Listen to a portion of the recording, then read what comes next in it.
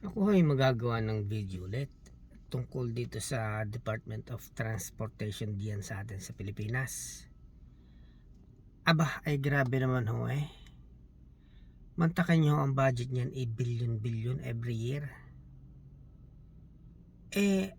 Wala, ano ho bang naging improvement ng karsada sa atin? Ano ho bang nababawasan ho ba ang traffic sa atin? Ay lalo pa ho nadadagdagan eh. May kakilala ho ako. Ang trabaho niya, nagta-travel lang siya ng 17 miles. I mean 17 kilometers. Ang travel time niya ho 1 hour. So pupunta ho siya sa trabaho, nagising siya ng alas 2 o alas 3 na madaling araw, alis siya ng alas 4 para siya ay makarating sa kanyang trabaho. Pero yung ilang oras ang nawawala sa kanya dahil dito sa kapalpakan ng Department of Transportation. Kaya ho kayo, kung kayo ho ay halimbawa nagtatrabaho kayo sa isang kumpanya, ang start ho ng trabaho nyo ay let's say 8 o'clock in the morning, tapos nagising kayo, let's say 4 o'clock kayo nagising, tapos naalis kayo ng 5 o'clock or 6 o'clock sabihin natin. Isipin nyo gaanong kadaming oras ang nawawala sa inyo everyday, papunta pa lang yun doon sa trabaho nyo. Kung naalis kayo, let's say naalis kayo ng 6 o'clock in the morning everyday, so travel time nyo 2 hours everyday yan, papunta pa lang doon sa trabaho nyo from sa bahay nyo. So 2 hours papunta doon at pabalik, another 2 hours. So 4 hours ang nawawala sa inyo everyday sa transportation pa lang. Ganang kapalpak ang Department of Transportation sa atin, samantalang billion ang budget niyan every year. Mantakan nyo, nagawa sila noon ng Skyway, natandaan ko to, para daw maibsan ang trapiko sa EDSA. Ginawa nila yon in how many years? 5 years? Every year ang nadadagdag sa karsada na sasakyan libo-libo. So bago pa nila nagawa yon, ang dami na ng sasakyan. Ganyan kapurol ang Department of Transportation sa atin. Ang hindi nila pinapagbuti yung train. Biro nyo, mayroong computation na train simula sa kaduludulahan ng North Luzon hanggang sa Southern Luzon, tapos may papunta pa ng Batangas, gihid pa ganyan.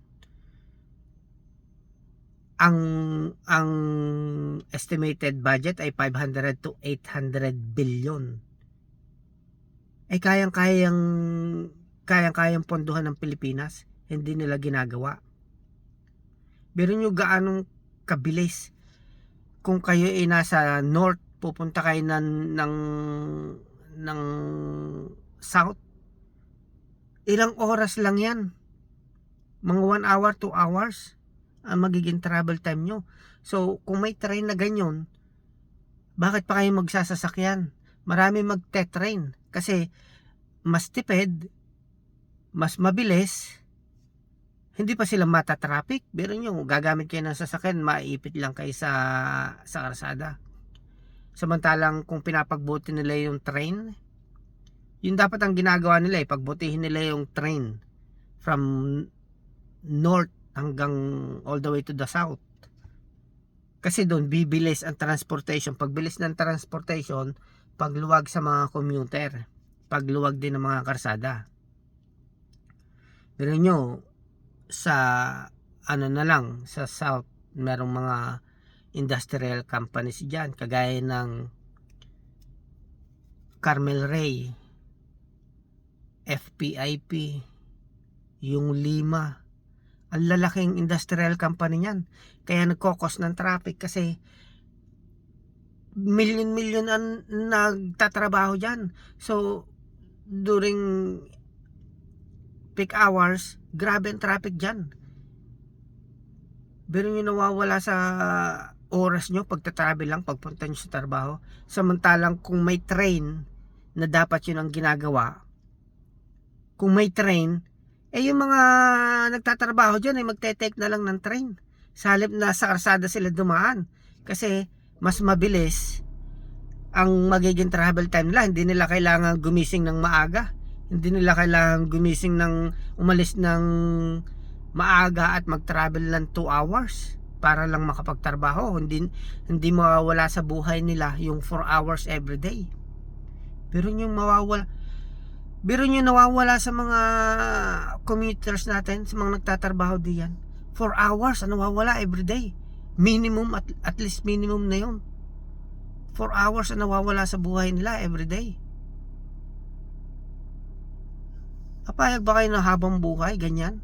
Hanggang mag-retire kayo?